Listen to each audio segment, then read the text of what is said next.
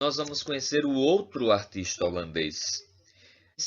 Não é? Nós estamos falando de Albert Eckhout, ou Eckhout, não é? Nós vamos observar nele algo genial de novidade que ele traz, diferente de Franz Post, que é justamente o retrato. E a primeira diferença que nós podemos citar é justamente o seu objetivo, para retratar a fauna, a flora e as pessoas de uma maneira documental. Representar isso tem a importância para que no Brasil do século XVII haja um registro e um entendimento. Quem eram os povos que aqui estavam? Como era a relação com os europeus, com os colonizadores, não é? Então, se por um lado o paisagista se detém nos detalhes com relação ao fortalecimento de bases para construção de fortes, portos, com vistas à defesa de contra-ataques de povos inimigos, nós temos agora um outro cuidado em relação ao povo, à etnia, justamente para mostrar quando nas viagens ou presentear, visto que a maioria das obras foram presenteadas. Albert Eckhout tem assim uma construção artística com mais de 400 obras, somente retratando o Brasil. Viveu aqui durante aproximadamente 7 anos, né, da época de 1637 a 1644. É contemporâneo de Franz Post. Chegou junto na embarcação, residiu junto, mas com outro objetivo. A sua produção ela é gigantesca, não somente em quantitativo, mas na sua composição. Então, nós vamos ver que ele introduz algo de novo, que é o retrato, o gênero, não é? Seguindo as características do modelo europeu, seguindo a corrente presente do barroco, não é? A mesma padrão estético adotado na Europa, na Holanda, ele dá às suas criações ou às suas obras de arte. E aí nós podemos observar no retrato algo, a primeira função ou objetivo retratado pelo Albert Eckhout, que é justamente o olhar etnográfico. Vejam, ele representa os povos, né, diferentes que aqui habitavam. O índio, tupi, são dois tipos de etnografias indígenas. Nós temos os índios tupis e os tapuias. Nós não colocamos agora nesse primeiro momento os tapuias devido à relação com o nu e para evitar qualquer tipo de choque ou de outra incidência, nós observamos e detalhamos a colocação deste povo, desta etnia, mais à frente num quadro que não que permite ter a contemplação desta natureza, não é? Nós temos ainda também a mulher negra e a mameluca. Então eram os povos que eram amigos da Holanda, dos holandeses, habitavam a colônia, a capitania de Pernambuco, e com eles há o registro, o retrato, a criação do retrato, com esse olhar etnográfico. E sobre eles, sobre esses quadros ou essas obras de arte, e sobre os descendentes, os que habitavam, há uma relação expressa sobre o ideal, né?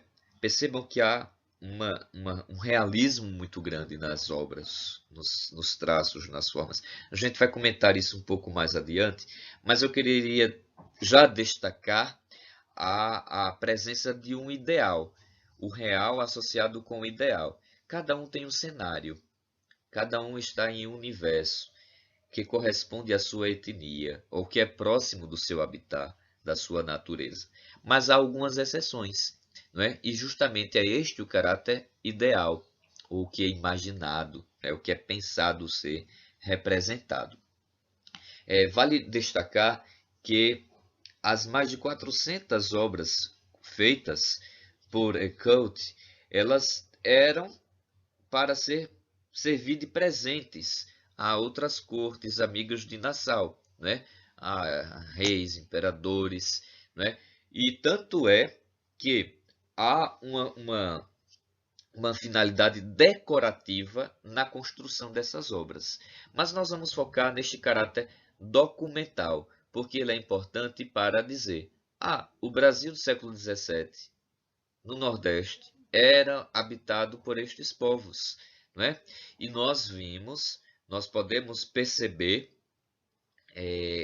através das pinturas feitas, quadros no formato, no gênero retrato, seguindo os padrões europeus. Nós vamos analisar, portanto, aprendendo agora, digamos, a conceituar o que nós podemos observar, nós vamos identificar alguns elementos centrais na obra de Ecoute. A primeira delas diz respeito ao realismo presente nas formas, nas texturas e nas cores que foram representadas. E para isso se fez uso de técnicas. A técnica, primeiro, da pintura a óleo, não é? Onde permite a exploração de pigmentos com maior cromatismo, o que dá a sensação do realismo. Então é uma técnica desenvolvida na Europa e explorada por Albert Ecoute em suas composições retratais aqui no Brasil. Então, uma ideia do retrato, quando a gente tem hoje, não é, todas essas finalidades, nós encontramos a sua origem, a sua desenvoltura associada à arte. A tecnologia, um aprimoramento daquilo que o talento, a habilidade humana foi capaz de fazer. E essa habilidade, como eu comentei agora há pouco, percebendo e fazendo haver uma relação entre o ideal e a realidade. Percebamos nesse quadro, por exemplo, da mulher negra. E nela nós podemos notar a influência do que eu penso, do que eu quero, não exatamente o que eu vejo. Por exemplo, ela possui colares, né, de pérola, podemos perceber um pingente ali, uma roupa com características também da Holanda, o chapéu típico dos holandeses usados aqui no Brasil, sobretudo para a proteção do sol, né, em sua pele branca. Nós percebemos também pulseiras em seus punhos, o que denota justamente um ideal imaginário. O escravo ele não tem acesso a esses recursos, a esses utensílios. Há um registro, portanto, de uma realidade baseada ou influenciada pelo o ideal, a forma como eu quero retratar, como eu quero pensar. Digamos que a gente vai tirar uma foto escolhendo um lugar, né? Escolhendo uma posição. É esta a característica. E nela nós podemos perceber com relação à fidelidade ao barroco europeu, que é o movimento característico da época. Então, para fazer uso da técnica, se faz necessário e coesão ao período estético, ao padrão estético. E o padrão estético, justamente, nós podemos perceber ali o fim, a linha mediana, que separa o plano de fundo que separa o horizonte com o céu, ela muito mais abaixo do meio, que é um padrão estético do barroco europeu, com grande dimensão para o céu.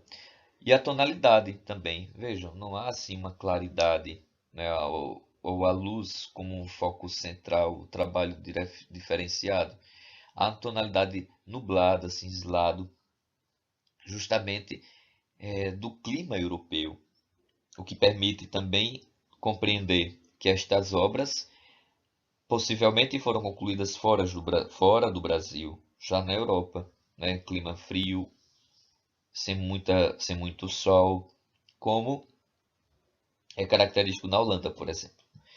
Outro ponto que nós vamos observar com relação à técnica.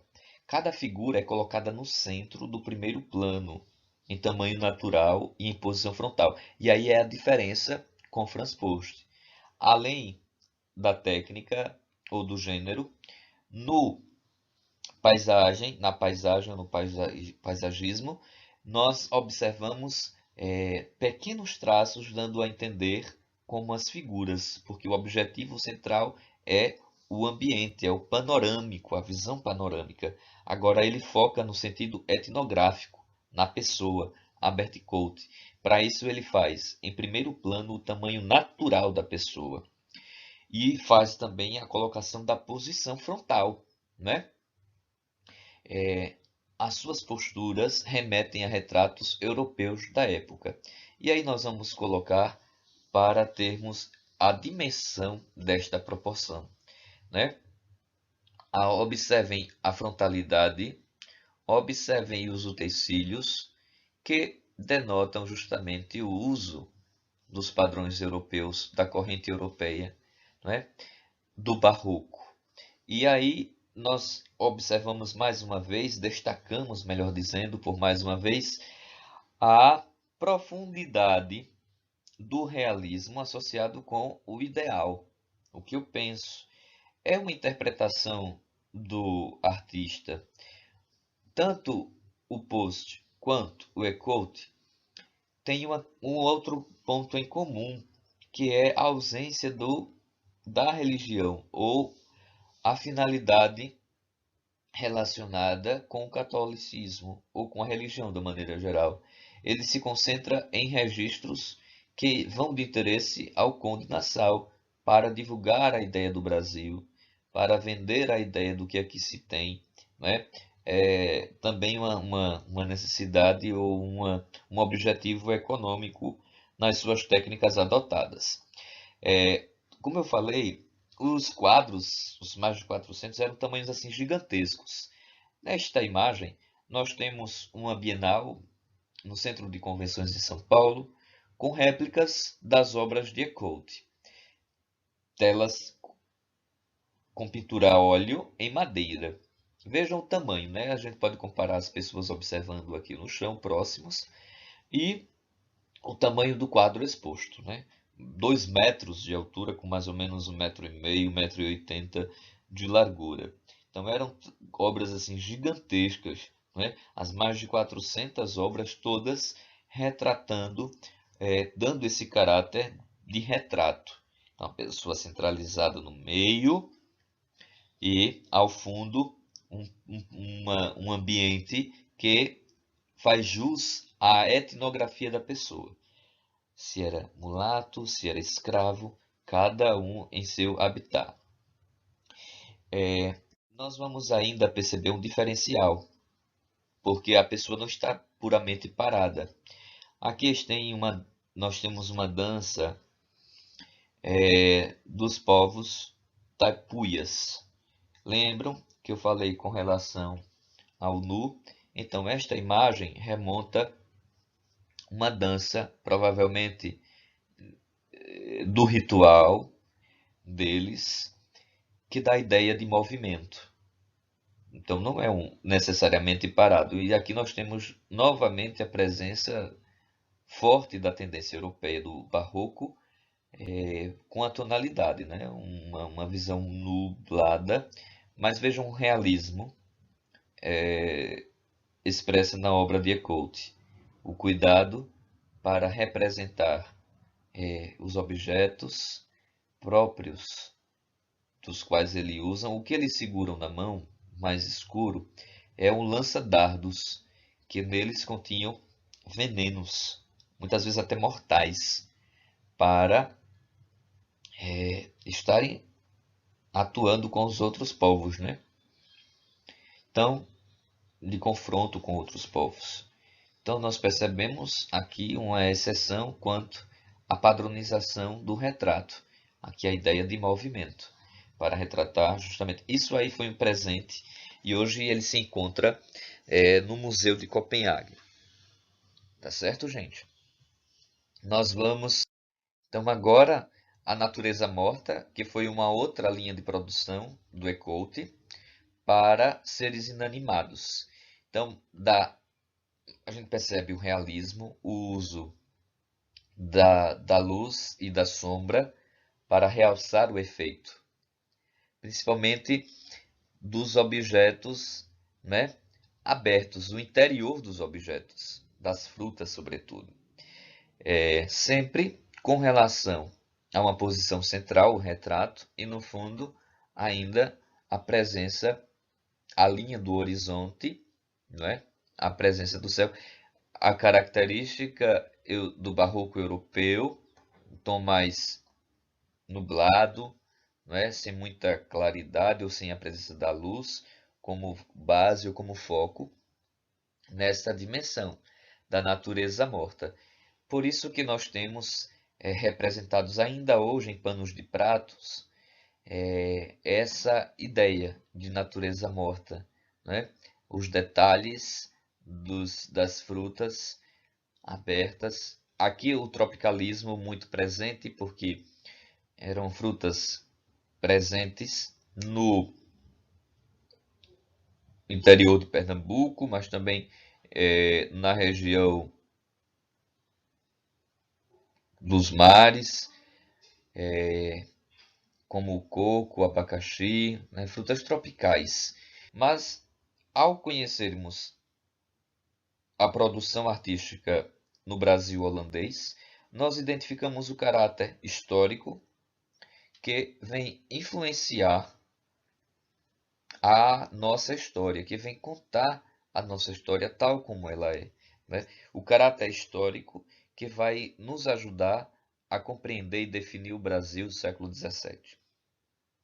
Observando a corrente da técnica relacionada à pintura a óleo sobre os padrões do barroco europeu.